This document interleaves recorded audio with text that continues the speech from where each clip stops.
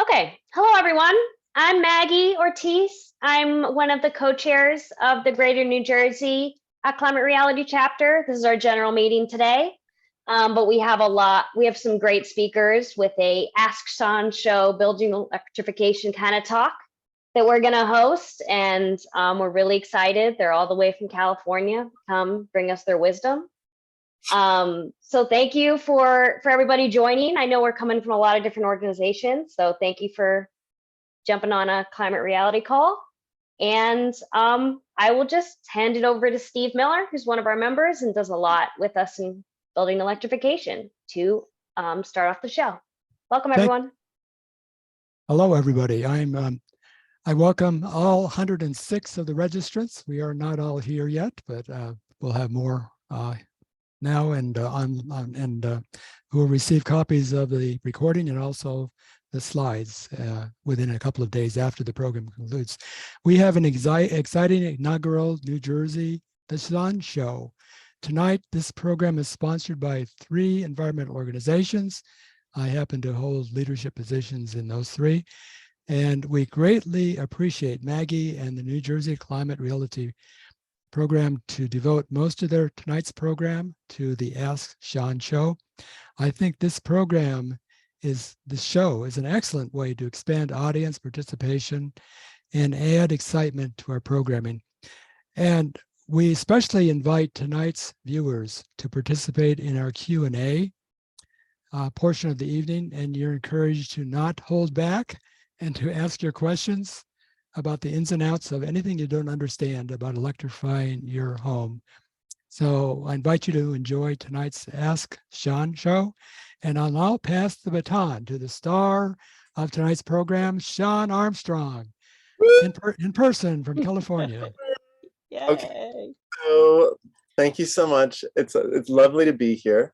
I am originally from Wisconsin, from a rural farm. So I'm in California, and I am a California boy at this point, nonetheless. Okay, so tonight we're going to start with questions and answers. So the first question is about this house, the Burton residence in South Brunswick.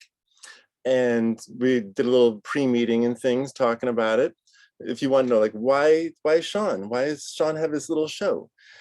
It's because where I went to college at Humboldt, up here, Humboldt State University, far northern California, there's a demonstration house for how to get renewable energy into homes. And so I've done pedal power, installed a wind turbine, biodiesel generator, solar arrays, mobile wagons, powered concert stages, done houses, done apartment complexes, was just in it. And then got a job in development in 2005. After I was a high school science teacher for a few years, wasn't my perfect fit. 2005 went into affordable housing development and super green, like this project here with the candy colored homes. So those are 26, 100% solar offset. No one has utility bills, low income housing for seniors, just adorable. 2014. And so since 2011, I've been consulting on developments around the country. Like this one down here is in Maryland on the Washington, D.C. Beltway, and it's under construction. It'd be 11 stories tall, zero net energy, has a huge solar wall for low-income seniors, and solar canopies up on the roof and such, passive house, very insulated design. And then this is my house here on the lower left-hand corner. And one of the quick things to understand about me is that I have no patience. My mother-in-law died in the 2017 Tubbs fire in Santa Rosa. It was the first one that was just horrifying because it burnt down large parts of the town and lots of people died.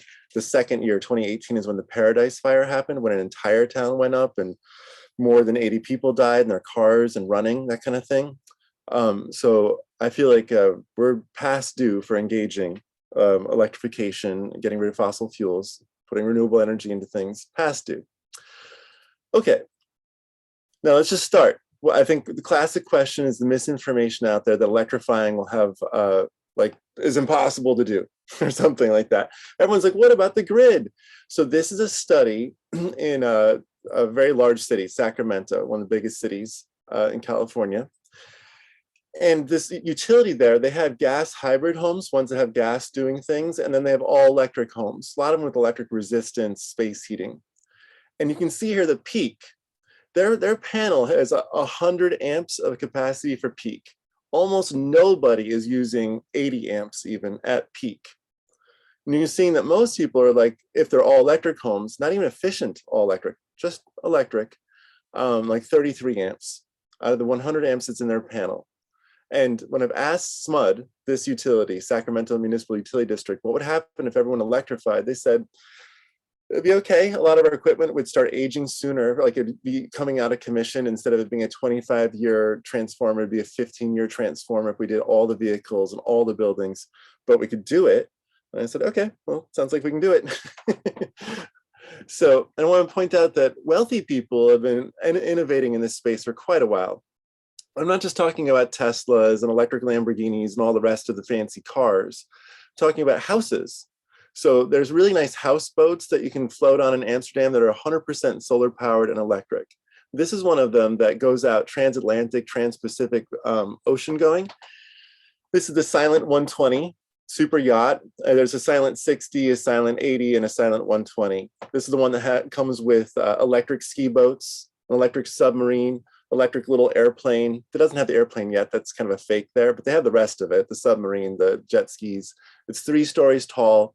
It has 6 staterooms. It has a big commercial kitchen, all electric. Really, any Carnival cruise you've ever been on is electric because you can't have open flames on a boat in the middle of the ocean safely. No one thinks that's safe. So all of the restaurants out there on the water are electric completely. So this thing can go about 100 miles a day just on the solar panels and then the batteries. Solar, battery, 100 miles a day. You're like, well, how long does that take you to get across the Atlantic? If you were in a gas boat, it'd take you about a week. If you're in this boat, it takes you about 3 weeks to a month. And if you are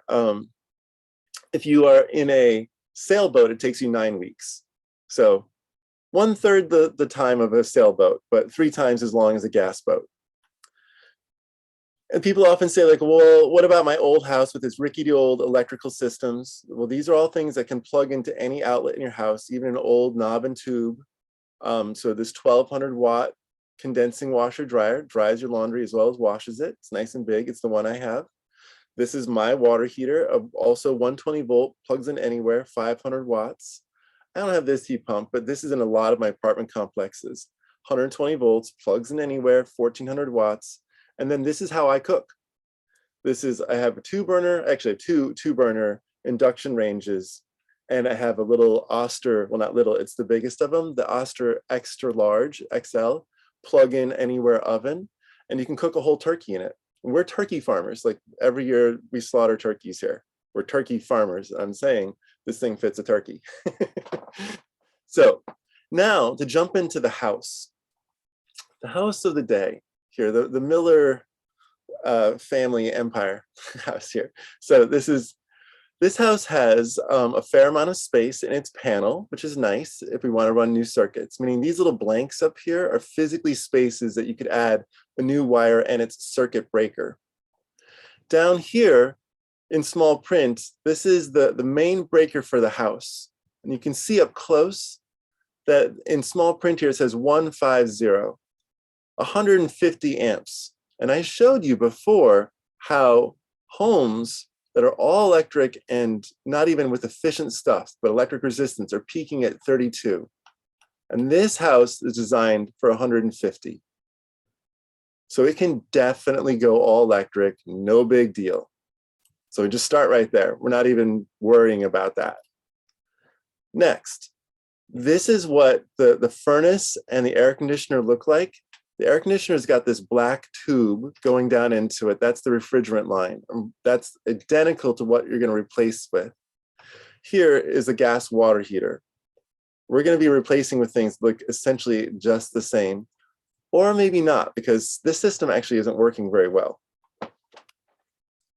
Water heater first. They have a bid. This bid says we're going to put in this 240 volt, which means they are going to run a new electrical circuit here. That's fine. We just demonstrated that was okay. They have space. They have lots of power. So this is an A.O. Smith. That's one of the leading brands in our country, A.O. Smith.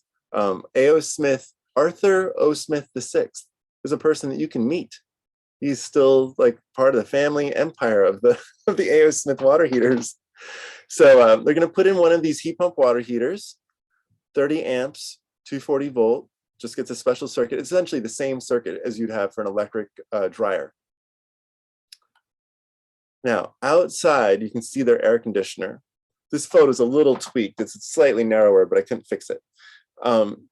Worth noting is that it has, this air conditioner is from 2016 at least.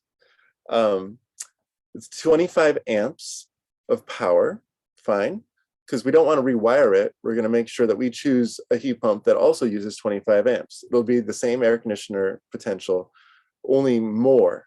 This air conditioner is a SEER 14 or so, and we're going to recommend like a SEER 20 or SEER 22, meaning for the same amount of electricity, you'll get maybe 70 or 80% more cooling out of the same electricity. Or differently put, you can use less electricity and get the same cooling that you always needed. So it's going to use a lot less energy for cooling, and it's going to be a very efficient space heater. These options here on the bottom, you see it in the blue, it says -15, and the next one's -13, -22, -13. So what it's saying is that this heat pump can produce at least 80% of its capacity when it's -15 and -13 outside. Great for a really crazy bad polar vortex in New Jersey coming through. You'll still have a toasty warm house. And this is kind of what they look like here. And I was going to focus on Mitsubishi for a moment. Mitsubishi's got great stuff because this image shows you have options for how you're going to distribute the heat. Now, this box on the lower left-hand corner, this is the one that you'd put in if you were just going to do a swap out. You'd put that box literally right here.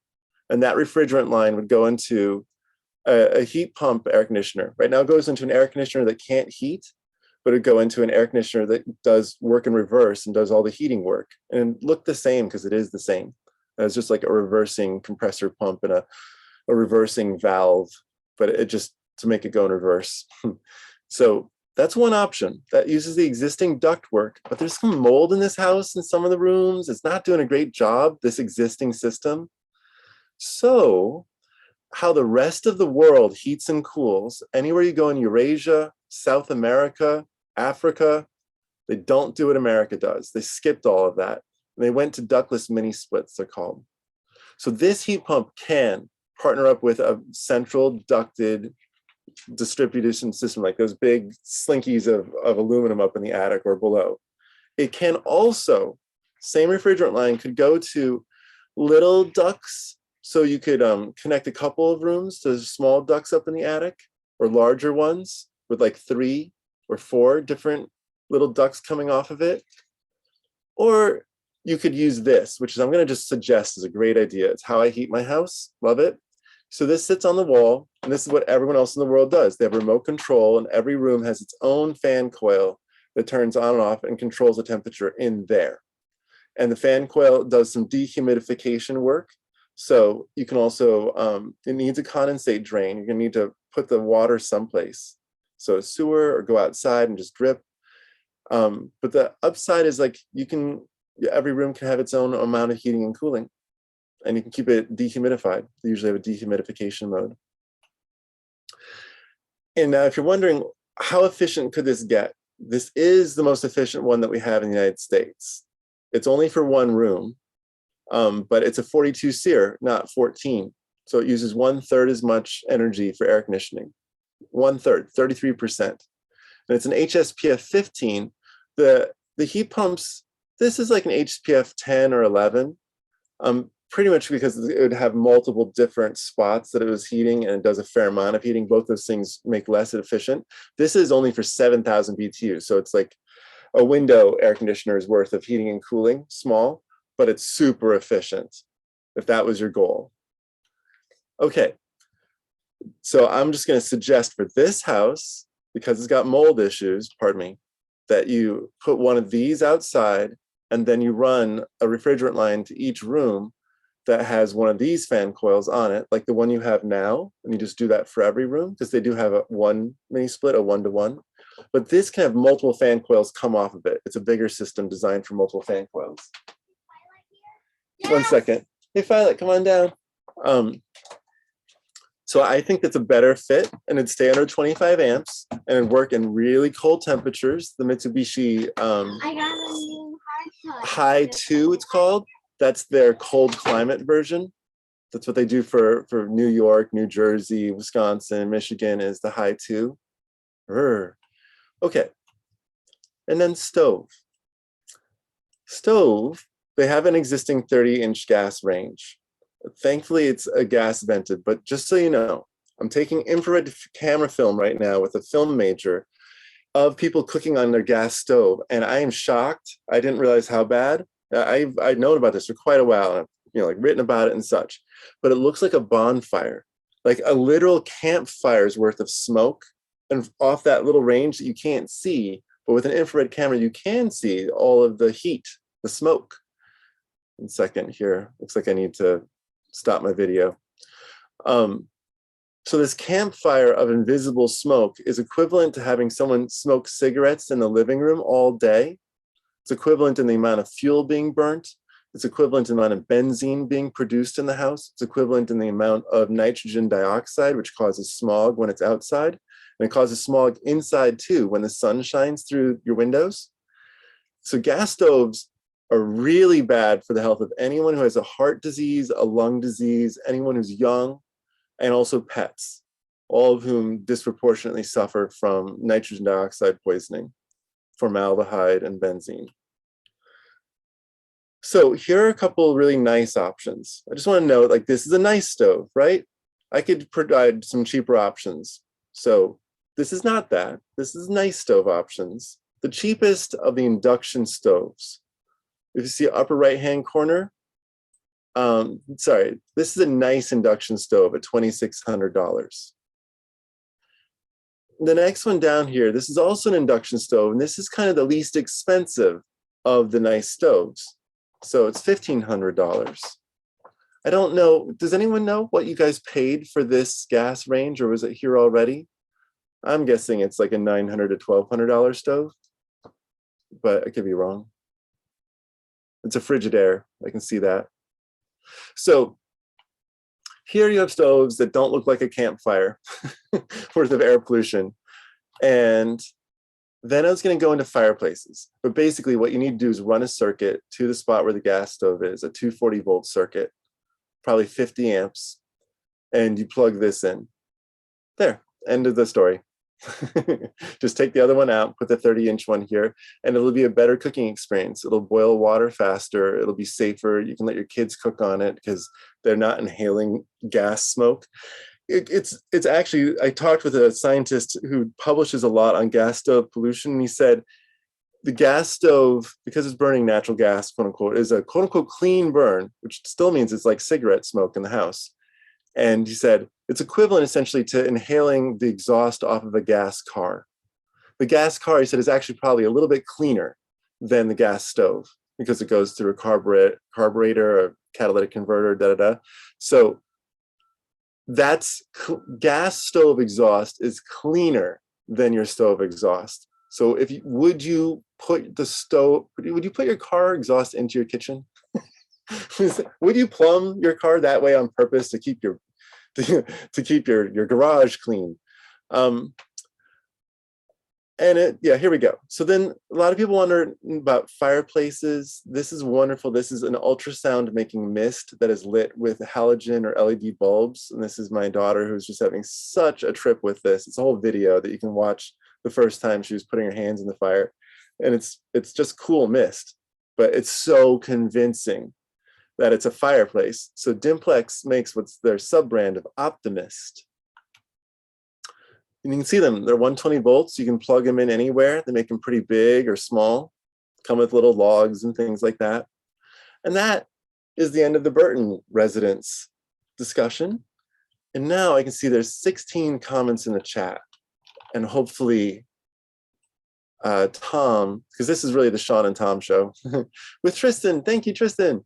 We can go, are there any questions here? There was one, Sean, where somebody was asking if the electrical appliances are accessible to people who have, special needs, who may be blind, maybe have visual issues.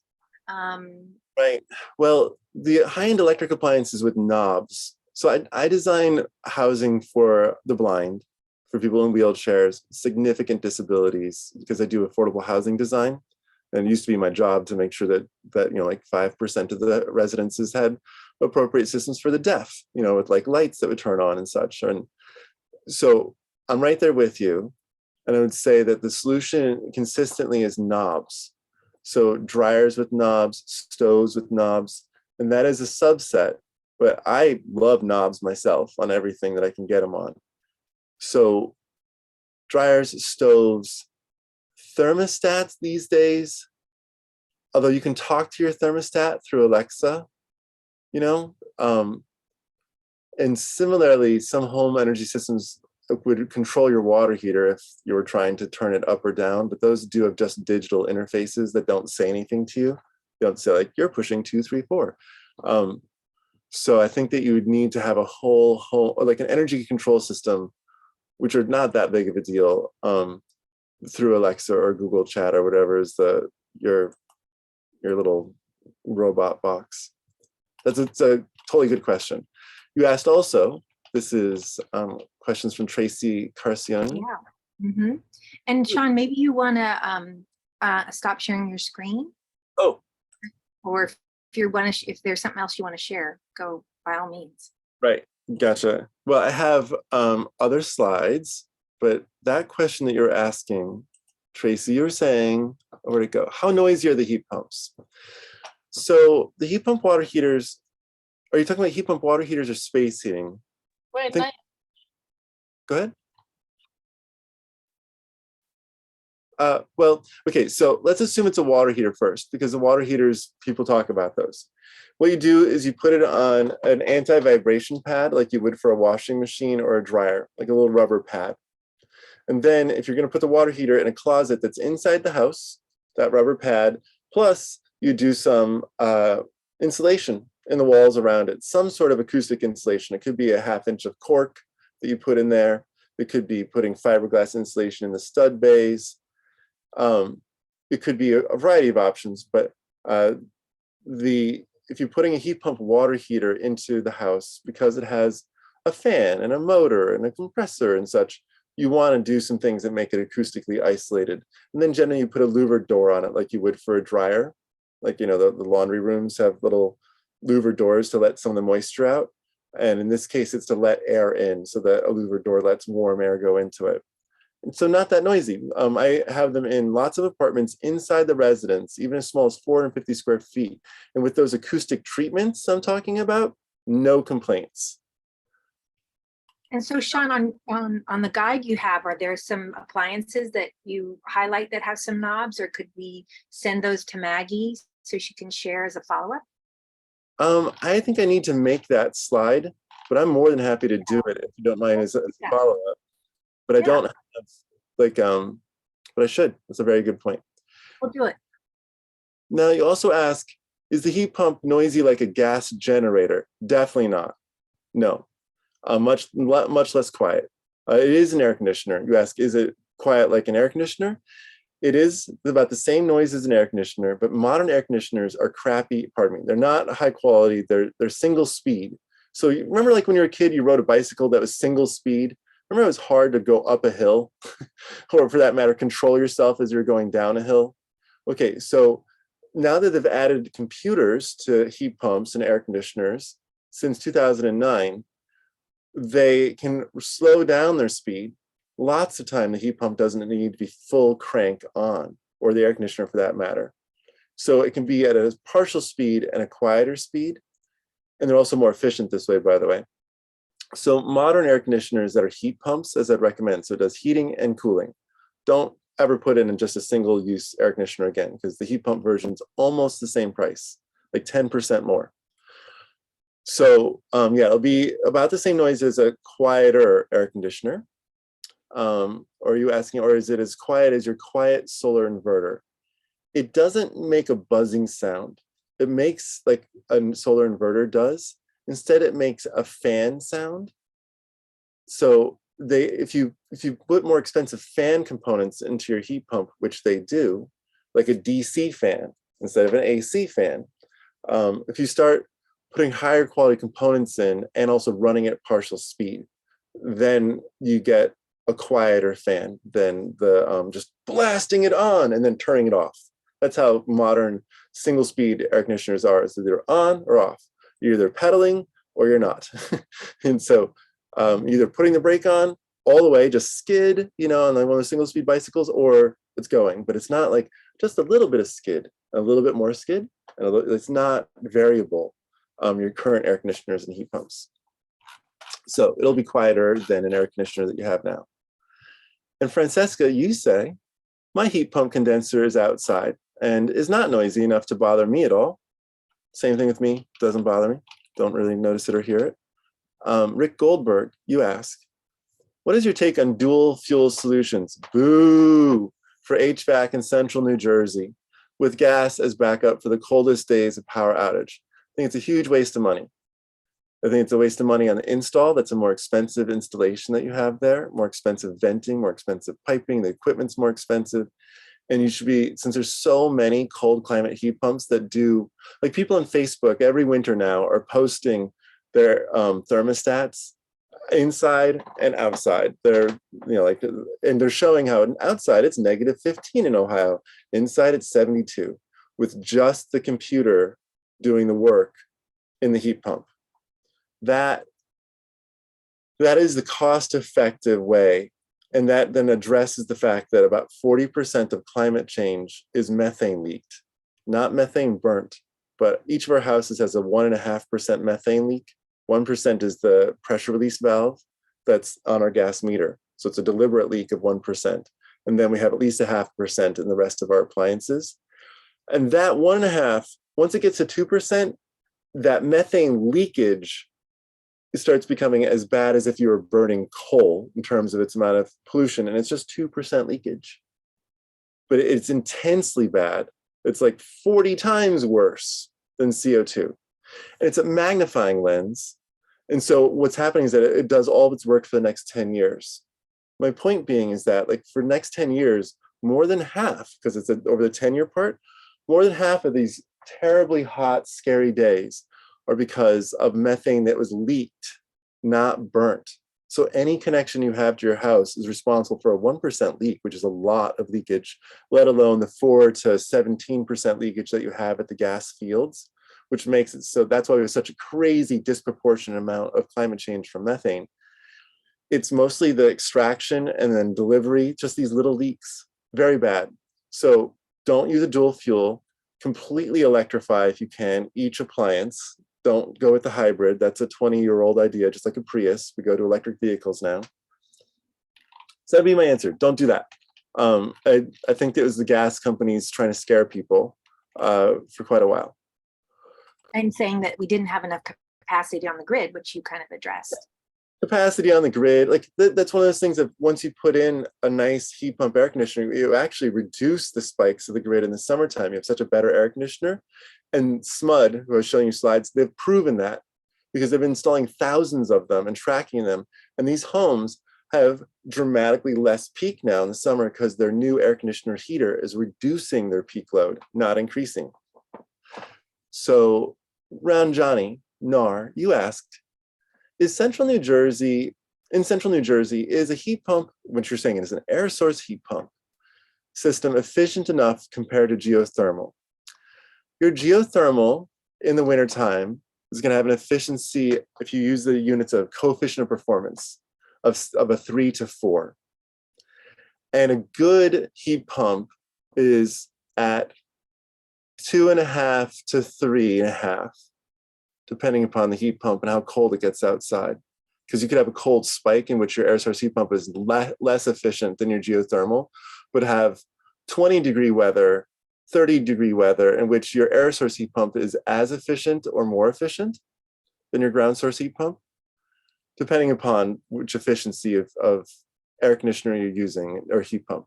But they're generally at an HSPF of 12, if you're using that metric, and most of the heat pumps that are air source are closer to 11, 10 and 11, 12, up to 14 and 15, as I showed you. But so some air source heat pumps are more efficient than ground source heat pumps. Many of them are less. That's not as important as the cost, because a ground source heat pump costs, say, $15,000 to $30,000 to get the drill holes in, not less than 10. And that's to get access to that heat. And then you have the heat pump, which is the same heat pump as an air source heat pump. Air source heat pump has a fan. That's the only important difference. A ground source heat pump has a pump to get liquid. They're both spinning something basically to collect heat. So your air source and your ground source heat pumps, those things are essentially the same price. It's how you get the energy, and those ground wells are very expensive. So I don't recommend ground source heat pumps to people until they're up in central Canada. And then you have such consistently cold weather, and there are so few heat pumps that are high performance in that consistently really cold weather that a ground source would be a better choice. But they're still just very expensive. So, but not in New Jersey. You should definitely just go with an air source heat pump and get a good cold climate one, like Mitsubishi and Fujitsu and a bunch. If you go to the guide that perhaps Tristan, you could put I posted it in there. I'll post it again. The single family retrofit guide gets a lot of details that you can go into on the products that are available. The guide is about 1.5 years old, so the product numbers have changed a little bit, but maybe you want to click on it and just share it real quick so visually people see it. I just put it in the chat, so we have that. yeah. But it kind of shows that, you talk about one of the things we can do first is switching out our gas stove. That's, something that's a really easy first step, or to put an induction cooktop on top of your stove. A lot of us have done that and then gotten a counter, air fryer that's electric. There's lots of different steps you can do to get going. So for folks who are interested, here on Redwood Energy's website are a whole bunch of guides. This one is a pocket guide to electric transportation that we just published a few weeks ago. And you can see the yacht that I showed you. And here's like the snow, the jet skis, everything, ferries, tractors, anything that moves, we tried to cover it in there. This is our guide to commercial retrofits. It's like 130 pages, it's restaurants, all the rest of it. But this is for us on a single family place here. We have this guide for single family homes. And if it's useful to you so that you can sort of follow up, it has, it's organized around like case studies basically, and then it goes hardcore into products. So we cover all this stuff, all these things in your house, saunas and outside space heaters and electric landscaping and barbecues, like everything. And yeah, pool heaters. Pool, anything uses gas, we try to cover it. And like if you're trying to electrify in a really tight budget, you could use one of these heat pumps that's just like a window heat pump that sits on the floor and has a tube. And the $700 ones are actually okay. This $140 one is like not. If you're a renter, Sean, like if you're a renter or you're not own your home, these are great portable options. Yeah, this book is a lot of pricing also. It is pre-pandemic, so some of the pricing has changed. But like here you can see like what it might cost to do everything. And then after that, even excluding like how do you do a panel, a low wattage panel. All of that, then you get into products. Case studies. We really try to make sure that if you had questions about how other people did it, you got that answered. But then stoves, just the actual products so you can see what's kind of out there. And like if one of you guys has a fancy bed and breakfast, look, here's for fancy bed and breakfasts. Something looks old but is brand new. It's a lot of money. I'm not saying it's cheap. I'm just saying like that's, if you have any challenges around electrifying anything, we're here for you. From small to large and everything in between. And it goes into systems and more space heating systems and more space heating systems and all of it. So those guides for commercial buildings, multifamily buildings, single family buildings, new construction, retrofits, all the transportation, they're there to provide technical, like friendly answers, because a lot of stuff is hard. No, and we found electrification is, even though there's kind of a path, it's sometimes we all have personal questions. That's why we do the Ask Sean show, so that you can ask your questions in the chat. And if we don't get to all of them, Steve, can you put your email in the chat, and he will be sure to forward them to us so that we can make sure we can help you in the future as well. I see a couple more questions. I see Maggie Ortiz asking, for the heat pump water heater, if it's going into an unfinished basement, are there any special considerations? So it will lower the temperature of a basement depending upon the volume of the basement, how big this unfinished basement. So if it's 700 cubic feet, like a 7 by 10 by 10, it will lower it by up to 10 degrees for a half an hour, and then it will slowly dissipate it into like a 1 degree temperature drop. If it is a larger unfinished basement, it will not lower the temperature by more than about a degree, and it will help out with dehumidification. It's one of the nicest things about the heat pump water heaters is that they are a dehumidifier, and so they dry out basements. Everyone reports that. Like, there's been a lot of installations in Michigan, and I've heard from people talking about how nice it is that their basements aren't so wet anymore. I'm from Wisconsin, totally get it. So special considerations would be if it's unfinished, therefore unheated. If it freezes down there now, yeah, it's not a good situation, right? You have a small, that water heater is a gas flame, and so it's heating the space. If you put an air source heat pump water heater down there, it's going to chill the space. So my question is, like, is this basement 50 degrees in the wintertime, like cold but not frozen? Or is it like a 40-degree basement in which air, like that water heater may or may not work well in the basement in the winter? It would go into electric resistance mode, by the way. It would, like, it doesn't stop working. It just would be an electric resistance water heater when it got down to about 35 degrees in the basement. So it's really like, is the basement kind of warm, or is it really cold in the winter? It depends on if it's an okay fit. And it's always an okay fit, but it would be more efficient if the basement was like a 50-degree basement and it would use less electric resistance. Michael Heller, you ask, well, you were a little late to join, but can I talk about the building envelope and particularly the rim joist ceiling in an uninsulated, unfinished basement? Well, air leakage, if you seal against air leakage, you can reduce the size of a heat pump by about 1/3. So if you are thinking about what is the impact of sealing just generally on the building, and this being an example, I would say, like, you definitely would benefit and have, like, it might take you $500 to go around and caulk everything in your house, some labor, time, but that could reduce the size of the heat pump by $5,000. So I'm recommending that people generally go out there with caulk and do things also around the outlets, the light outlets, the plugs, plug outlets. Now, as I just mentioned, if you put a water heater down there, it's probably fine unless it actually gets down to like the 40s down there, and then it's going to be fine, but it's just going to be at the coldest parts of the winter. It's rarely going to be going into heat pump mode. It's going to be mostly an electric resistance water heater, but that's fine. That's how they're designed to work. Robert Brubaker, you asked, any experience with running a heat pump from a power wall if the grid power is completely out? Yeah, that works fine. People do it all the time in the Bay Area. Lots of people with power walls and all electric homes. Your power wall can produce 10,000 watts or 10 kW.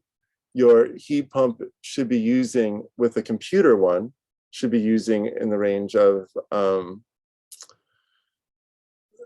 7,000 down to ideally about 3,000 to 4,000 watts. And so, and Tom, you can correct me if I got my math wrong. Well, in normal operation, mine's down around 600 to 1,000 watts, here in the Bay Area. Right. And these inverter-driven ones, they just ride along at equilibrium, whatever it takes to meet the house needs. Well, I was thinking a peak winter time. Like if this, if they had a 30 amp, 240 volt, that's 7,200 watts, and that's the maximum. Right. And that's a huge heat pump. Yeah. But you usually, as Tom's saying, like 600 watts, 1500 watts, 3000 watts, like most of the time it wouldn't be, on full blast, which is why they're so efficient.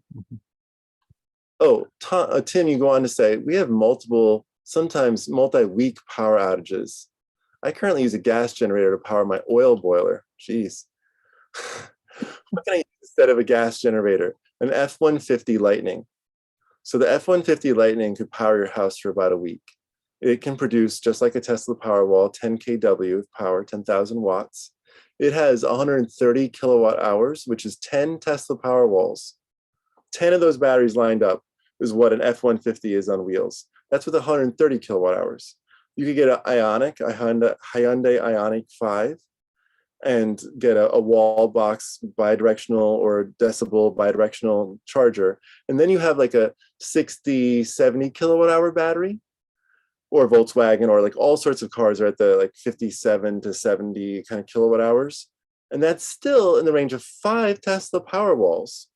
You could go out and get a used car, go get any used EV, and you're going to be able to get a bidirectional EV charger installed for under 10 grand, and just one Tesla Powerwall installs for 17,000, right? And then you have a used EV, you get a $6,000 old used EV, but it might have 26 or 30 kilowatt hours of usable battery on it. And that represents 2 Tesla Powerwalls. So you could see how you could get, for the price of 1 Tesla Powerwall and a very old used EV plus the thing that plugs it in, you get 2 Tesla Powerwalls worth of energy. So if you go up from there, because you have a budget, then you can start getting into, does it cost you 40,000 or 50,000? But you get a car or a truck that you use all the time. And then you have a massive battery on it. And the decibel, DC bell, I'll type it in here. Actually, what I'll do is I'll bring it up. The decibel is also a solar converter and a charge controller. So 1 second, I'm almost there. So you can plug different vehicles into it. Okay, sharing screen. And this is the very cost-effective way, meaning like it's 1/2 the price of getting a stationary battery. And you can drive it away and charge it up. If you run out of power after a week, you can go someplace, just drive it someplace, completely charge it, and have another 4 or 5 days of charge in a larger battery. So this is what it looks like. And you should get a solar, the ideal way to get real resiliency is you get a solar array up on the roof. And then you have an electric vehicle, which is a gigantic battery that gives you flexibility to charge it elsewhere if you really run out of power. Drive it 20 miles to someplace that has power, completely charge up, come home with 400 miles of equivalent driving. So your decibel, it also can control things in your house. It can shut things off. You're like, power's out. I think I'm going to shut off my water heater. I'm just going to have just my space heating and cooling. If you were really running out, the decibel has that option for you to say, I'm just going to keep some critical systems, the refrigerator, the freezer, the because I have a small battery. But if you have a big battery, then you don't have to worry about that so much. But this is the cost-effective way. It's been pioneered in the United States since 1994. It's traveled the globe.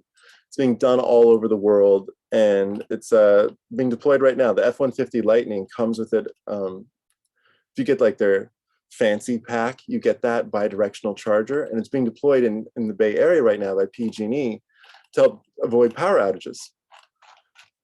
And that's exciting because there's more than twice as much EV battery driving around in California than there is utility grid battery installed, and there's almost 100 times as much EV battery driving around in California than home batteries installed. EVs are truly a gigantic battery resource compared to everything else. Okay. Did you have Sean, was there a few more slides? I know we had a question sent in earlier too from Virginia that I think Tom added to the PowerPoint, but I don't know if it was. Sure. I'll get to a couple slides. I have tons of slides. We could go slides forever. I know. Bill asked, is blown foam insulation better than caulking of insulating basement joists? No. I found that blown foam creates a lot of voids and incomplete seals. There's a lot of little air gaps you can see. And caulk does a better job of completely filling. You could do both, do a little bit of great stuff, like a little rim joist foam, but then I suggest that you cover it over with caulk, or don't do the blown foam. Caulk is better until it gets to be very, very large gaps, then like ½ inch, you can caulk a ½ inch. So I guess I should say it somewhat depends upon the gap, but generally with smaller cracks, caulk is much better than great stuff blown foam insulation, because it doesn't completely fill. It's very bubbly the way it expands. I'll stop sharing on that. Yeah. We have about 15 more minutes till they go to their chapter meeting. Okay, so I wanted to show a few things that were kind of advanced strategies. So the dryer buddy here, see this? It says BSA Electronics Dryer Buddies, and the NeoCharge next to it, and the simple switch. All of these devices here are devices that turn some things off while letting the other thing operate. So the dryer buddy is a great example where it'll operate your electric resistance dryer, and you have an EV charger. And when you're running the EV charger is doing its thing. But when you want to turn the dryer on, it shuts off the EV charger. And it just lets you use that power for just the dryer for an hour, right? And then the device turns the EV charger back on. And since cars mostly charge in a few hours, no big deal, plenty of time in the evening. So this is one of the ways in which you can take an existing plug that you have, and the dryers are frequently used, and add an EV charger without having to do any infrastructure, new wiring, nothing crazy, because these are essentially plug strips. Like in 120-volt plug strip where you plug multiple things in, this is that. And some of them have a computer in there to make sure that you're not going over the wattage. Like NeoCharge will let both things operate at the same time as long as it's not exceeding the 30 amps. And simple switch, which is exactly like what it sounds like. It's a switch, and it's either one or the other. And if one's operating, the other one isn't. Whereas NeoCharge has a little bit of a computer brain about the topic. I want to show you this 120-volt strategy. We just won a big prize in the Department of Energy for having a good idea, which is that we should continue and focus on using the existing outlets in your house, the 120-volt outlets, not running 240 volts. So this is a heat pump dryer. This is an electric resistance dryer, but it's 120 volt, 6.7 cubic feet, a big electric resistance dryer. But it's 120 volt, plug it in anywhere, but it still have a vent that goes out.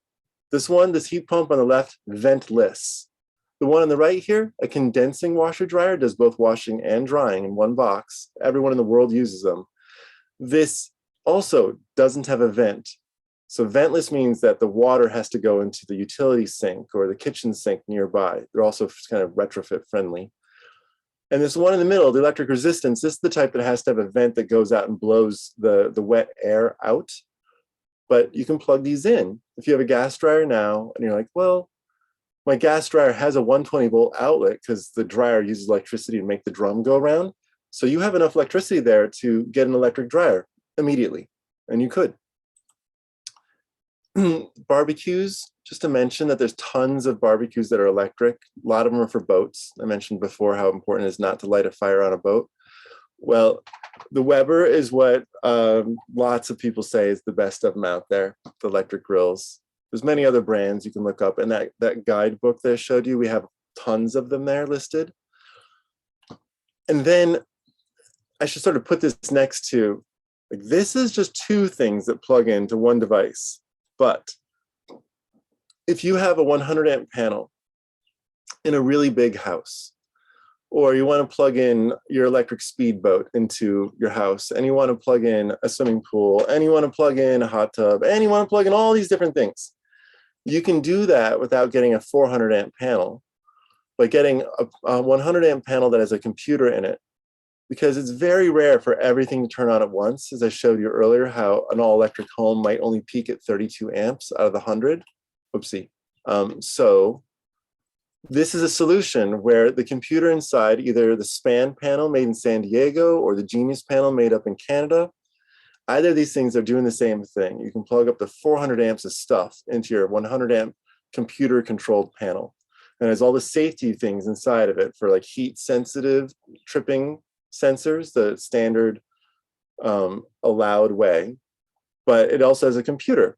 So it does both. So those are great that you should know about. Sometimes service upgrades get triggered by people putting solar arrays in, and you shouldn't do that. If you're putting in a solar array, don't let the electrician tell you that you need to have a new wire delivered from the street because you're putting in a 5 kilowatt system. Instead, you can use a connector, which is this device here that's sort of clipping into this standard meter here. And your 100 amp service then can allow up to about a 300 amps worth of solar coming through. And what I mean to say is that instead of having 100 amps can do 3.8 kilowatts, 200 amps can do 7.6 kilowatts, 300 amps can do, is it 11.2 or something like that, 11.4? Like an 11 kilowatt system. This is huge. 11 kilowatts is a big array. Most people have 5 kilowatts. So this is a strategy to not get a service upgrade, which might delay you. So you can put in the solar array as big as you want. And this 3,000 square foot house is running on 100 amps as an example. This is a circuit breaker panel like I kind of showed in the beginning here. Right, circuit breaker panel. That's what they look like. Now, this is a cartoon of a circuit breaker panel. And what I'm showing you in blue is that these are all the things that the code would require. But we can make an all electric home on 3,000 square feet on 100 amps if we put in a ductless heat pump because they use less energy compared to ducted. Ducted has a bigger fan. So we have a ductless cold climate heat pump. Really good for, got a great computer. And we're not using more than the 3.8 kilowatts, which is 16 amps at 240 volts. So I'm circling 16 amps. These numbers all essentially mean the same thing. And over here, we have one of those circuit splitters, those like little 240 volt plug strips I was describing them as, like the dryer buddy. So here's a dryer sharing a circuit with a water heater. So when the dryer is running for an hour, the water heater turns off, and water heaters only run 1 hour a day to 4 hours a whole day. So it's very rare that the dryer would even turn off the water heater. And same thing with the EV charger and the stove. You can see, I should probably make this bigger. Sorry about that. But here you can see a little circuit share with the EV and the stove. And this is how you can do, I'm just trying to let you know there's no limits. Whatever house that you live in, if you have the technical chops, which we have a booklet for, and I'm here to answer questions, you can guide your contractor to electrify your whole house, or do it yourself if you're not getting cooperation from them. And the size of your house doesn't matter because you can do a lot of things. Like I've been showing you, like this panel can support 400 amps of loads. I've seen a 400 amp panel. It had an electric resistance hot tub. It was a gigantic house, but that's just excessive. Yeah. Sean, we had Virginia wrote in earlier. She had a question that she shared with Steve, and essentially she's saying she's living at the beach. The houses are built close together. Having air conditioners are not allowed because of the noise. Will a heat pump be allowed? And we do have her for a slide with this question. Yes. Okay, I have a strategy for you if you're here. So, great. Virginia. You need to put the heat pump inside your house. Now, the way you do that is you have to get a very quiet one here. This is designed for high-end homes and apartments in New York City, Italy, Jerusalem. This is a global product and one of the leading manufacturers in Europe called Innova. They have a very wide portfolio of products. This one I love because it's 120 volts, as mentioned before. You can plug it in anywhere, and it can do about 10,000 BTUs of heating. So what you do is you put it one in each bedroom and one in the living room. That's how you'd make it really comfortable. And if you wanted to do less than that, because your house probably needs about 3 to 4 of them to properly heat in the wintertime, it's like, but this is how you put heat pumps in your house that control each room, like the ductless mini split. So each room has its own temperature zone. It's very nice. And it sits on the inside. It's about 6 inches deep off the wall. And you can put it up high, you can put it below the window, etc. But it is, it's designed to heat and cool maybe like 700, maybe 1,000 square feet tops, depending upon the climate and how well insulated and how airtight your house is, how well you've done with caulking. But this is the solution. It's silent. I've been right next to them. They make no noise when they're operating. Super quiet. And it's Yeah, I've seen them in a lot of really close homes and people don't even know they're there. Yeah. So what happens, they sit on the inside and then you put 2 6-inch or 8-inch ducts through the wall and they can hide and look just like a little vertical vent, about the size of a dryer vent. You can make it look very small. So yeah, that's how you do it. You put the heat pumps on the inside, and this is the best product for that, in my opinion. And Sean, do you have your cheat sheet slide for the incentives, like that, you know, Yeah. people want to keep in mind what they can look for, and then we want to transition it to your chapter meeting or take one last question. Okay, so let's see here. Here we have the Inflation Reduction Act. So I went to 5 different presentations when the Inflation Reduction Act was passed, and I took screen captures of their slides. And this is what I felt like was the most helpful of the bunch. So this slide is from Rewiring America, one of the lobbyists that passed this. And what they're saying is that there are going to be point of sale rebates in New Jersey, which means your contractor has the rebate on their receipt and they show you that they've discounted the price. So you don't have to apply for the rebate, point of sale rebate. And if you're a low-income household being less than 80% of the area median income, then the rebates are 100% available to you. And Senator Joe Manchin made sure that if you were higher income, 80% to 150% AMI, then you only get 50%. Okay, so it's income qualified.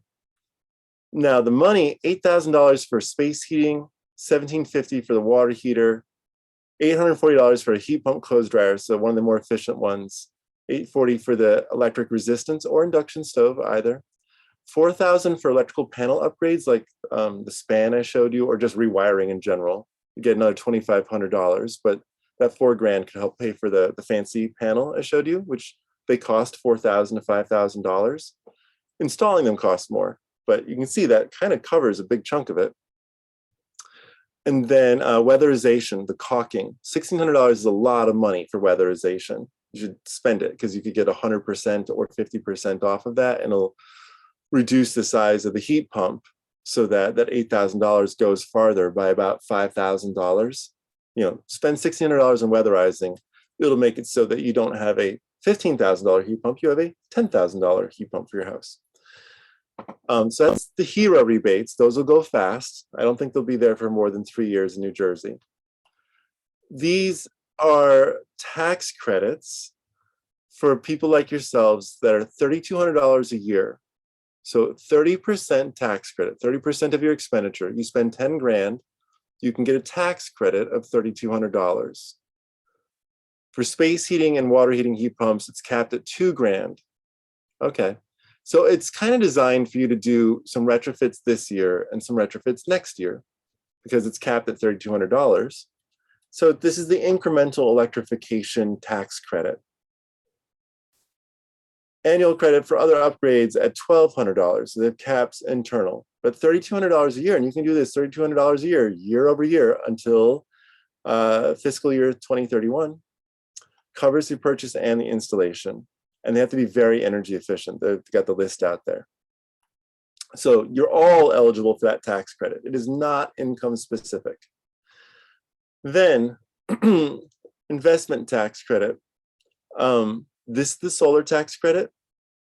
Solar tax credit is 30% for everybody for the next decade. And it was 26%, going to be 20, it was 26%. I mean, going down to 24% and then eventually disappearing in a few years, couple of years. So now it's permanent for another decade.